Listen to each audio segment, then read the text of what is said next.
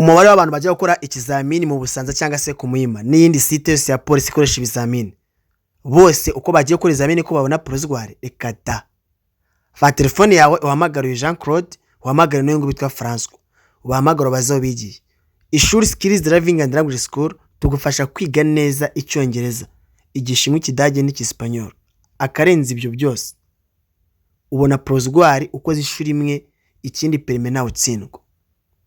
Cyangwa se niba utabona umwanya wo kuza kwiga, ifashisha urubuga rwacu rwa wa@skillsrwanda.com wa@skillsrwanda.com.